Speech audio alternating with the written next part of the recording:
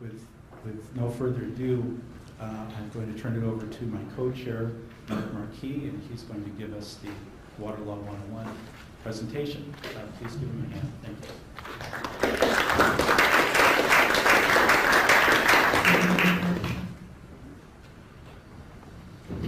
Good morning. Thank you all for coming. We've got a great group here, so looks like Tom and I put together a compelling agenda that motivated you to come, so I appreciate you being here.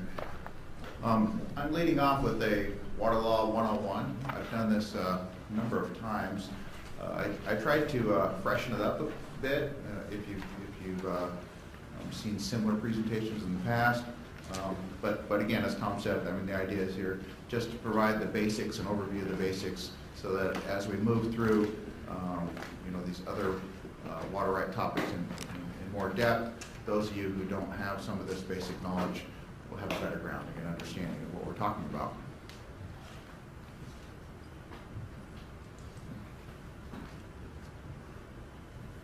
Okay, so starting from the bottom, what is a water right?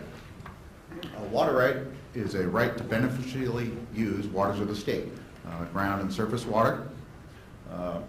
A water right is defined by the sum of its attributes. So those attributes include a priority date, the source, the instantaneous and annual quantities, your type and period of use, your place of use, and then consumptive uses. I put a question mark there, whether that is explicitly or implicitly an attribute. So all of those items together combine to make a water right. If you have any questions along the way, please just go ahead, feel free to interrupt and raise your hand. So Washington water law, the Surface Water Code was adopted in 1917, and the Groundwater Code was adopted in 1945. The statutes are based upon the doctrine of prior appropriation. What that means is first in time, first in right. So the earlier your priority date is, the more senior your water right is. And the Water Code's confirmed prior appropriations, and that refers to water claims. So when people refer to water rights, what they're typically referring to are these items here. Claims, permits, certificates, exempt withdrawals, and in-stream flows. I added that one from last year because my colleagues from ecology suggested I do so that is actually another type of water right. So how can I get a water right? The easiest way to do it is you acquire a property that already has a water right attached. So, a water right is it's a property right that's pertinent to the property. So if you want a water right, you go out and you buy farmland or a property along the lakeside or such like that, where there's already a water right that exists and has been in use on that property. And when you buy that property, it will come with the water right. You can also apply for a new water right. That's not so much of an option throughout most of the state.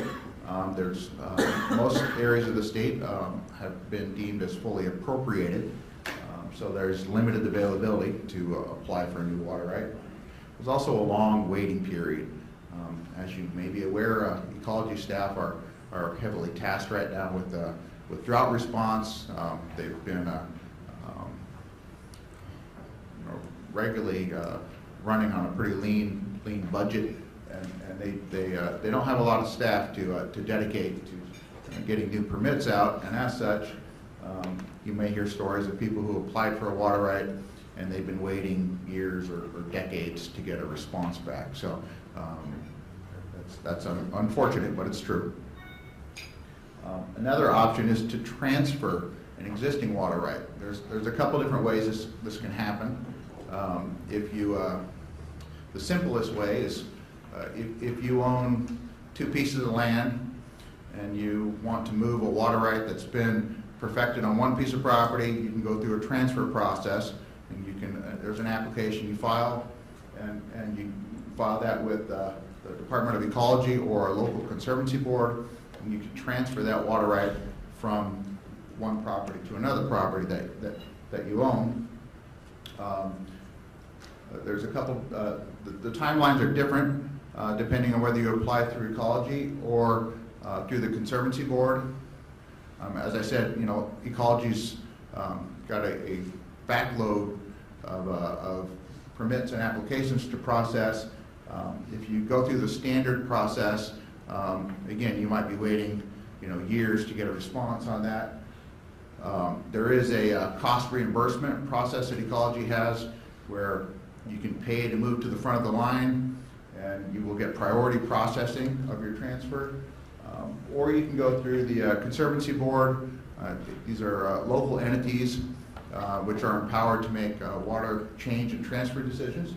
And the process through them typically runs 6 to 7 months, so it's a little bit quicker turnaround.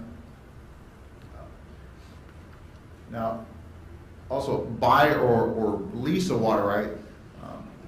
This can be a nuance of transferring a water right. The way I often see this occur is a property owner, let's say downstream somewhere on the Columbia, they want to develop some property for orchard or vineyard. So they look for a farm up in, say, Okanagan County, where the current owner of that farm is looking to retire. They don't want to work the land anymore, and so the farmer, we'll call him Farmer A, he has a couple different options. He can sell off the water right from his property and just do a transfer of the water right downstream to the Farmer B who wants to develop the downstream location. So in that case, you're just moving the water right. Farmer B also has the option of potentially buying the land and the water from Farmer A, and then they get both the land and the water right, and then they can just transfer off portions or all of the water right downstream to where they want to use it. Leasing a water right, well, at least for me, it's a bit of a newer concept. It's a temporary arrangement where you sign an agreement to lease a quantity of water from a prospective water right to a downstream location. You have to go through a transfer process just like you would with the water change. The difference is it's going to be term limited, so you're not permanently moving the water, you're just temporarily moving the water. And there may be some advantages for why the parties might want to do that. Project I'm working now involves a mitigated water right. These are all sort of subtle wrinkles on the transfer and change process. With the mitigated water right, again, it involves going upstream, finding some water rights that are being retired, purchasing the land or the land and the water right. The water then gets transferred into trust for in-stream flows and for mitigation for a new water permit, which would be issued downstream. So some of the reasons you might do this versus the standard transfer process is it has the potential to clean the title of the water right. So if the water right is being used and has provisions that aren't particularly useful or helpful to the downstream location, because when you transfer the water right, you know, the provisions generally transfer with it. So when you do this process where you first transfer the water into trust for in-stream flow benefit, it has the ability to clean off some of those provisions. And then you apply for a new permit through ecology, and they will issue you a permit based upon the strength of the mitigation water that you put in upstream. Again, this is a newer item that I've been working on for the last couple of years with some folks from ecology and the Department of, or the Office of Columbia River, and the jury's still out on that one, so I'll let you know how it works maybe next year. In the upstream, downstream example you were using, say from one county to another, Yes. does that have to go through through ecology, will the conservancy boards, have only jurisdiction within their county? The question is, when you change a water right, does that have to go through ecology, or are there conservancy boards Well, say of it's it? Okanagan and Sure. Lynn County, for example.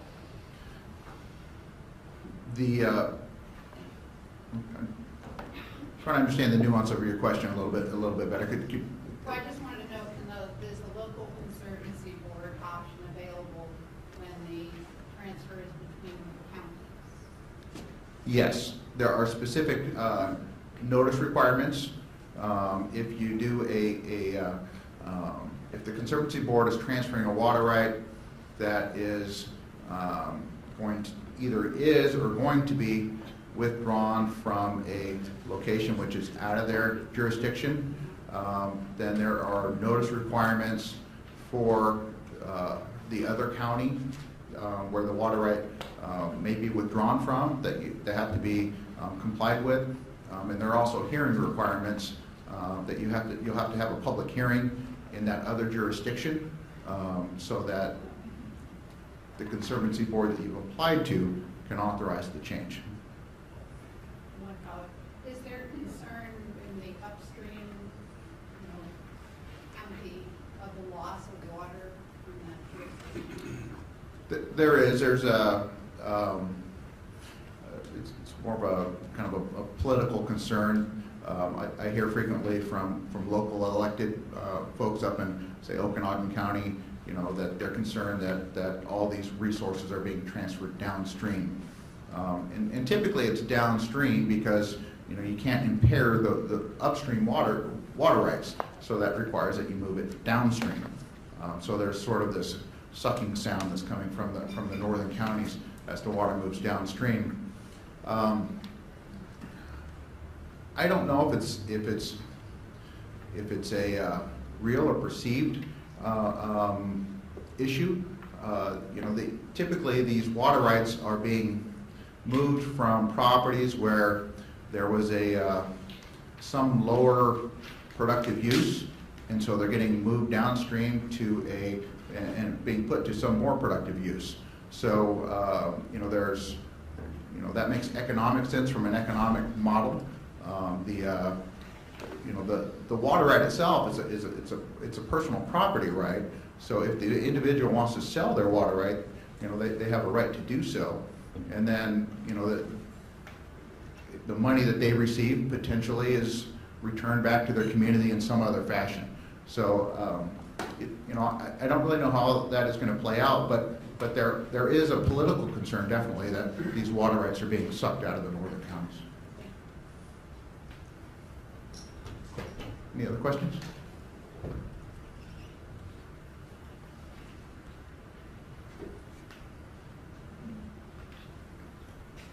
So starting with water claims, with your materials I included in the back, there's an Exhibit A, and it has a copy of a claim. I didn't put it in the PowerPoint slide because it was too dense and you really wouldn't have been able to see much there.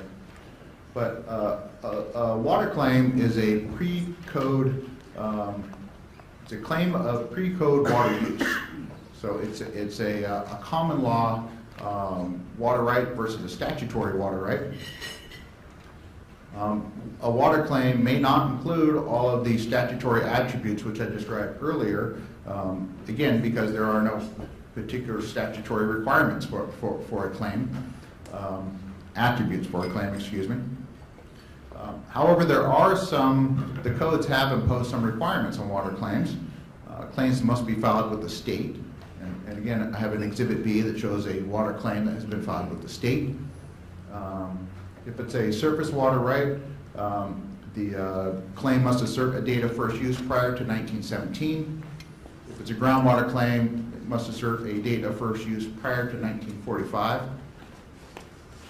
And claims may only become a water right through a adjudication process, a statutory water right. And the codes do allow to use the change process to change the attributes of a claim. So the things that you can do with a a water permit, say, or a water certificate as far as changing or transferring the place of use, the type of use, those sort of things. You can do that with a water claim through the change process. Questions about claims?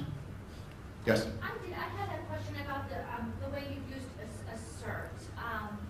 Oftentimes claims have got a date on it that's when the property was acquired, but the use actually goes back before that. Is there a nuance to what's on the claim versus what's proved out in an adjudication as to date, first date of use? That's one of the interesting aspects of a claim is what I found is oftentimes the first use goes back to prior to property documents being filed, title documents. So if you can assemble documentation that the water use actually began, predated the property title documents, then you can pin that down as your. It's actually the water use is what matters. That's your assertion date. When did that water start? And if you can find any sort of document, and there's lots of different things that can be out there. If you look at some of the old archive documents, you might find somebody recorded with their local county a sketch of a canal that they dug across their property, and that would serve as your assertion date. Anything else?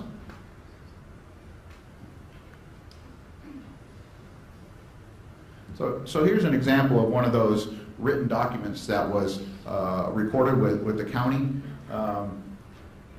This is actually pretty good. It's very specific in what the contents of it. It has a date on top of 1891. It describes the place of use. There's a little map on the bottom. Refers to Beaver Creek, and it shows where the canal is that they put in, and it talks about how much water they're using. So this is an example of a claim. Now, because it is a claim and the code requires that they file, subsequently there was this filing that was made with the Department of Ecology for the water claim that we referenced earlier. Without the subsequent filing, this would be likely an invalid claim because the statute requires that claims are filed with the state, recorded with the state. So this document on its own won't stand. Now in this case, there's a little bit of conflicting information. The date of first use is indicated, it says prior to 1920.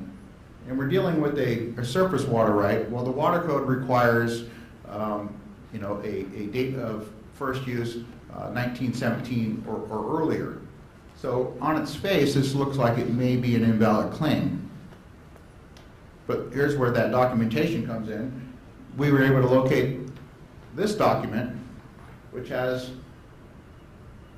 an earlier date, 1891, and it is referring to the same claim. So we were able to assert that the date of first use was actually 1891 and validate the water claim.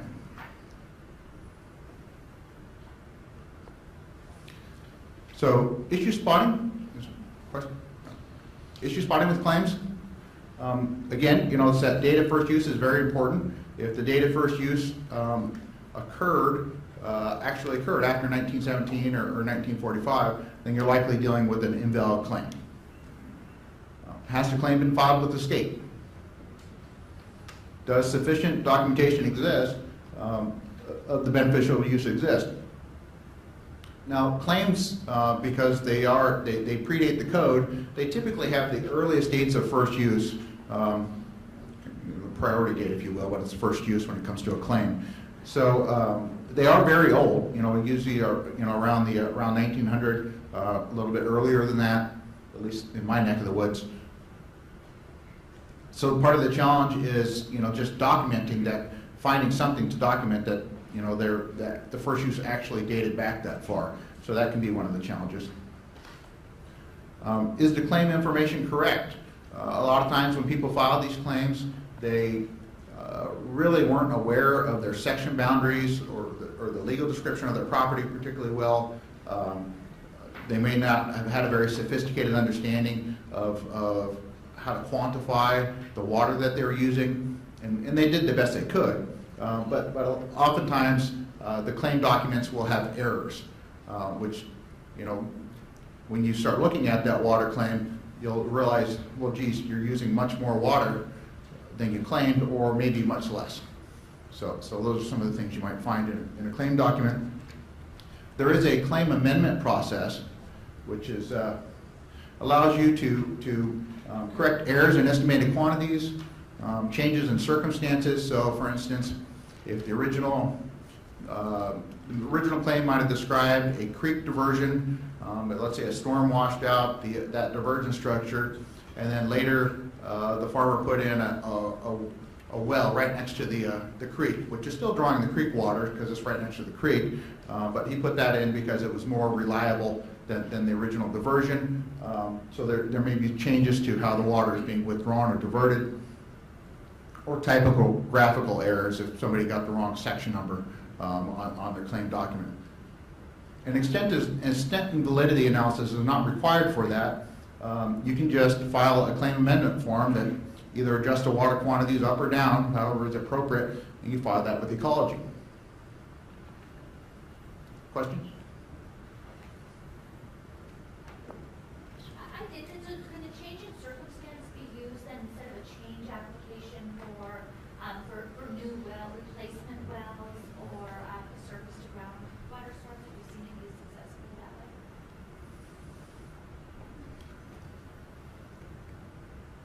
way? It's going to be, excuse me, can the change application process be used to? No, can you amend a claim to reflect a new well or a surface to ground transfer instead of going to the change process? So can you use a claim amendment process to document changes to a water claim versus going through the change and transfer application process? It's going to be case specific. In some situations you may be able to, like the instance where I described a stream diversion that was replaced by a well. As long as you have hydraulic continuity between the stream and the water source that the well is withdrawing from, you may be able to use a claim amendment for that. But they are they're fairly narrowly tailored, and if they go beyond these limited items up here, then you will need to use the change and transfer application process. Okay, a water permit, and that's included as Exhibit C. So a water permit is really the first step to acquiring a water right. The applicants apply to the state and request authorization to beneficially use water. Permits are held as personal property, and they may be transferred via assignment, so they're different from a certificate in the fact that they are personal property. Permits are issued subject to availability, so as I said, there may be some areas where there simply is no water to apply for. But theoretically, if there was water, you could apply for it. Permits will include a development schedule. So when you apply for water, you need to include a schedule that says, when are you going to begin the construction of your project, when are you going to complete construction of your project, and when will the water be put to full beneficial use. And you need to maintain compliance with your construction schedule. And then once you've done all those things, your water permit will be subject to a proof inspection. And that may be done by an ecology staff person, or there's new certified water right examiners who will come out to your property. They will look at the permit application that you filed with ecology, compare that to the water use that you've actually applied on your property, and then they will make a final determination regarding the issuance of a certificate. Any questions? So So this is a copy of the permit that I had included with your materials. It looks very much like a water certificate, except it is called a water permit. All your attributes are going to be found on here. Your priority date is up here. Your source is identified, groundwater source. This is the, in this case, it's coming from wells, 3 wells. The quantities, your instantaneous and your annual quantities. This is the type of use it describes. Here it's to supply 150 homes. So this is for a domestic supply. And then there's a legal description of the place of use. Excuse me, that's the legal description of the diversion or withdrawal. This is the larger legal description of the place of use. And then on the second page, if there are any provisions that ecology has attached to that water right, they'll be listed here. And there may be provisions such as, if this is a additive water right or a supplemental water right, the provisions will often articulate that relationship and what the maximum quantities, total quantities can be used between the 2 different permits. If there's other limitations on consumptive use or those sort of things, those will be here in the provision section. So issue spotting with permits. One of the important things is if your client comes to you with the water permit, is you want to check to see if they're in compliance with their development schedule. Those are the 3 dates: the beginning construction, the complete construction, and then to put the water to full beneficial use. If they're not, before you can do any changes or transfers of that water right, you will need to bring the permit into compliance with the development schedule. That can be done by requesting an extension of the development schedule. And due diligence is required, so you can't apply for a permit and then just sort of be asleep at the wheel and 20 years later say, well, I haven't put that to use. You have to, due diligence is required to actually develop the water right. And that is the perfected water use consistent with the permit. So as I said, you're going to have a proof inspection at the end of this process, and they're going to come out and they're going to validate that the water right that you applied for has in fact been put to use in the manner that you described in your application. So oftentimes it takes many years for that process to run its course, and over that period, maybe farmland has been taken out of production in one area and put into production in another area. As I said, maybe the stream washed out.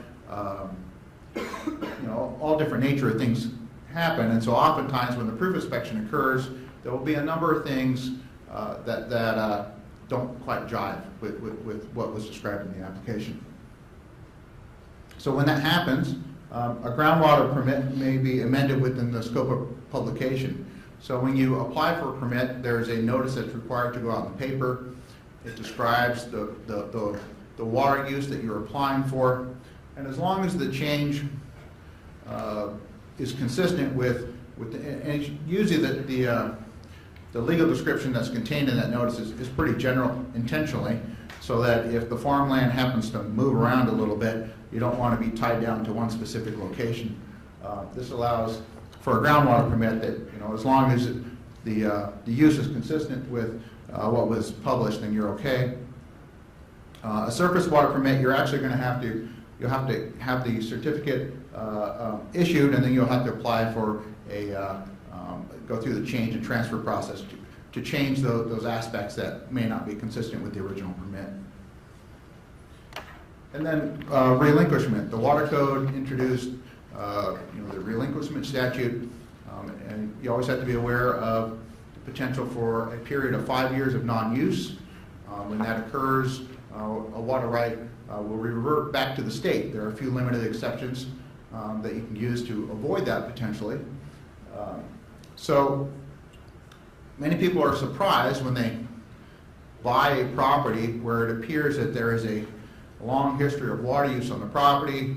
They assume that there's a water right, you know, that's still attached to the property. But then when you actually go back and you look at the historical use on that property, maybe 10, 15, 20 years ago or longer, there was some period where a 5-year lapse occurred. You know, maybe the orchard was pulled out, the trees were diseased and they had to be removed, and there was a 7-8 year period before the trees were put back in. Well, the current use that is ongoing is illegal. That water right has reverted back to the state. So this can be a fairly ugly surprise for folks. So, you know, whenever your clients are thinking about buying a water property, excuse me, a property that is heavily dependent on some given water use, you know, you will want to do a compliance assessment to make sure that that water, there's never been a 5-year break in the use. Questions?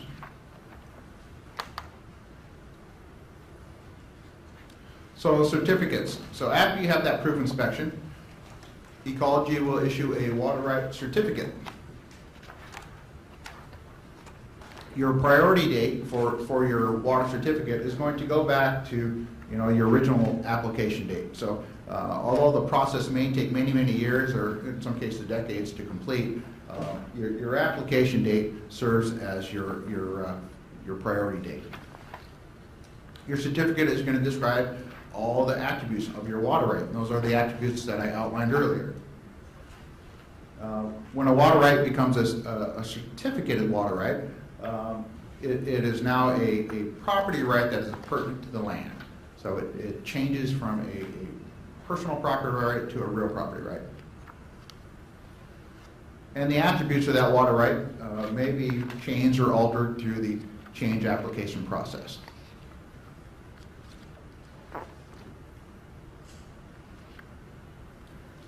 Here's a copy of a certificate. I have included that as Exhibit D. It looks very similar to the water permit, which you saw earlier. I've always been curious, when you look through Ecology's document database, it appears there's an unlimited number of different forms that are used for certificates and permits. There's no, every time I think I've seen them all, and a new one comes up. So this one may look a little different than what you've seen, but this is one example of a surface water certificate. So here the applicant was Whispering Pines water users. The source is identified. It's a community domestic. The location of the diversion is described here.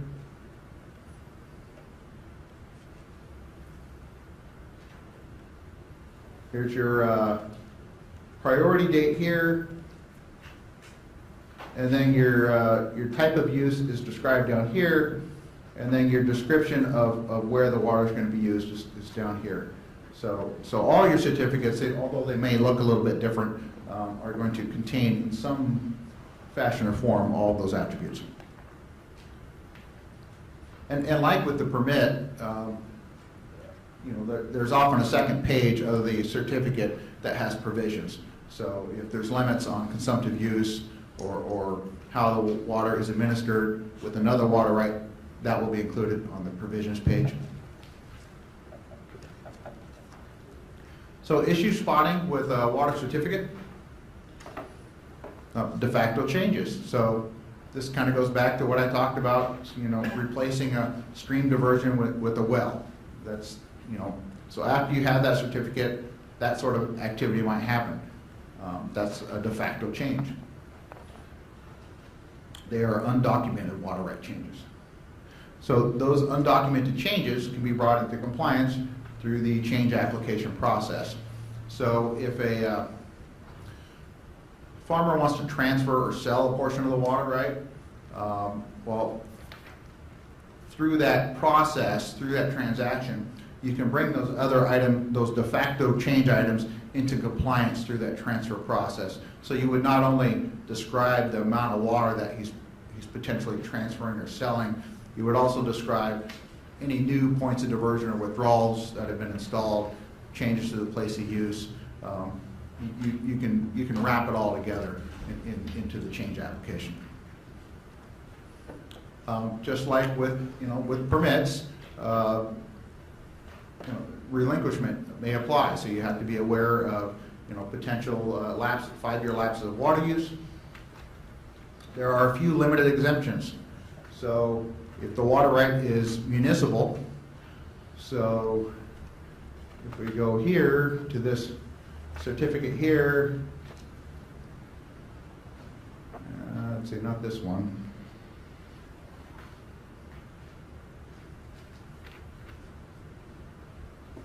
Here we go. So this permit here says a domestic supply for up to 150 homes. So there's a presumption here that this may be a municipal water right if at least 15 of those homes were actually developed. Then you could assert that the water right is actually municipal and therefore protected from relinquishment. Now it's helpful when the certificate or the permit actually says, well, it may be helpful. Sometimes it's not helpful at all. But when the document actually describes the number of service connections, because that can help you make that assertion that it's a municipal water right. Oftentimes it doesn't, though. It'll just say community domestic supply, and then you might have to look at other documents like short plats that show how many lots were actually divided there. And of those lots, how many were actually developed. So sometimes you have to get make a little bit more effort to find out, how big was that community domestic supply.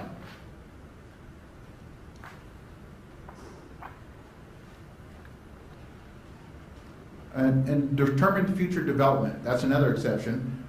If somebody took a water right out of use with the intent of redeveloping an agricultural land into, say, residential properties, there is a determined future development exception which may protect that water right from relinquishment,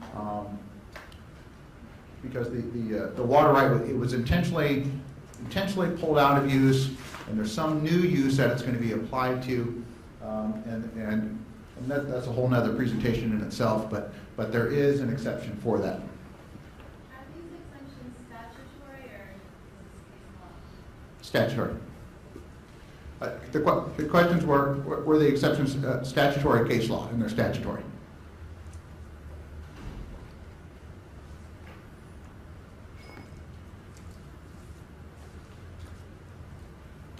And then moving on to the final point I have on here is changes to property ownership.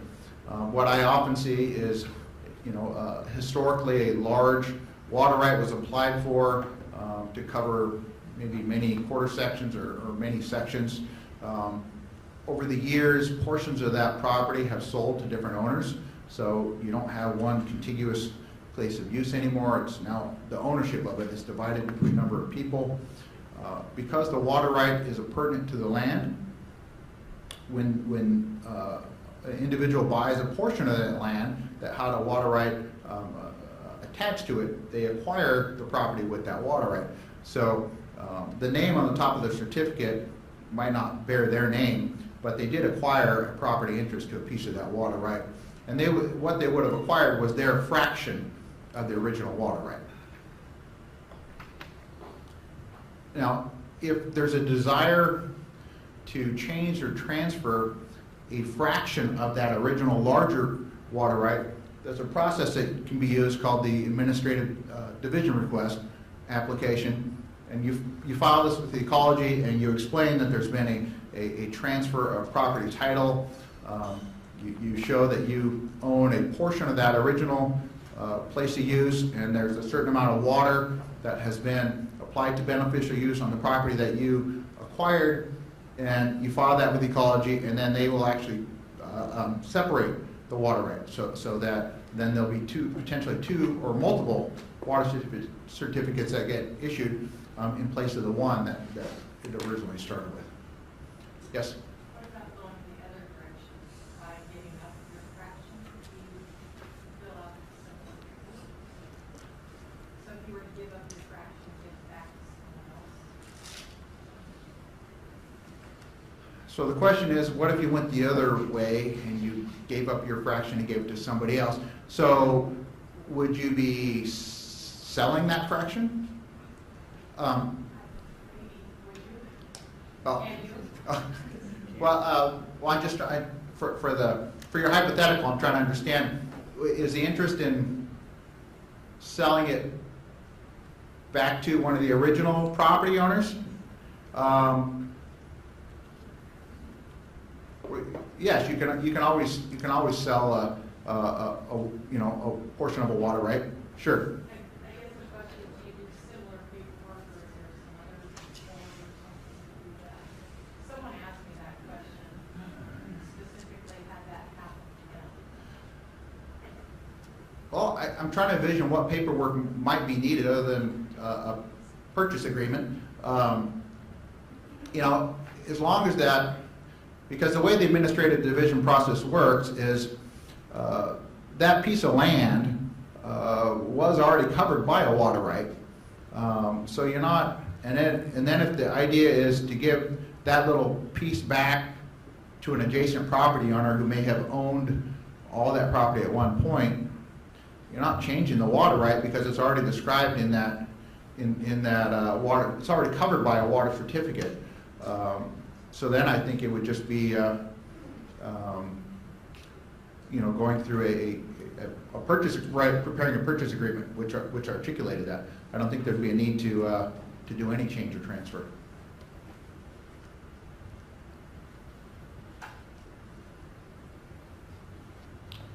Got about 5 minutes left, so one of the final water right I want to talk about here is exempt withdrawals. Exempt withdrawals are exempt from the permitting process, but not the water code. Exempt uses may include any of the following: unlimited stock watering, 5,000 gallons per day for domestic use, including a half acre of non-commercial irrigation, and up to 5,000 gallons per day for industrial uses. And as I understand, all of these different exempt uses can be stacked on a single exempt withdrawal. So it's not either or, it's and.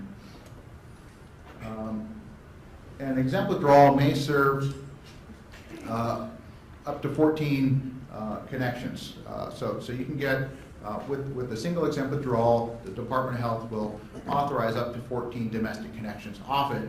However, that will not leave much water, if any, for irrigation. So you would likely need a separate irrigation water right if the desire is to do any lawn or turf irrigation.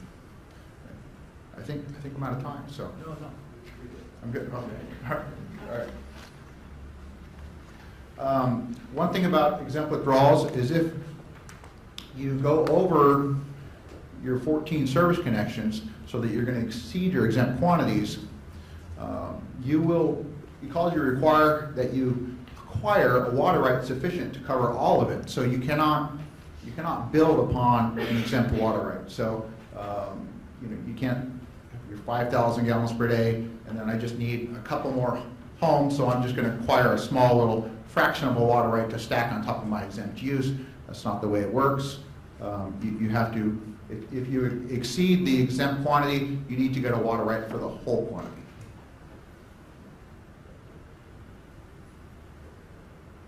So issue spotting with exempt wells, closed basins, there are some areas where you may not have access to an exempt withdrawal. Impairment issues, although the exempt withdrawals are exempt from the permitting process, you still must comply with the water code, so you cannot impair others when you put in your well. Documentation of use. Oftentimes there's not a lot of documentation of domestic wells that folks have put in.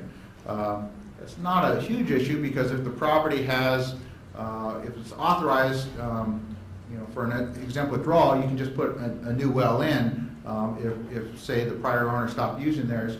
But what that does potentially do is it will disrupt the earlier priority date that was attached to the original exempt withdrawal. You have one exempt well is allowed per project. If you're going to need more water than that, you will need a water right. I think I've already discussed that last item there. So that's about it. I hope I covered some of the basics for you guys so that you can enjoy the rest of the sessions and speakers. If you have any other questions, I'll be available during breaks or lunch or whenever. So thank you.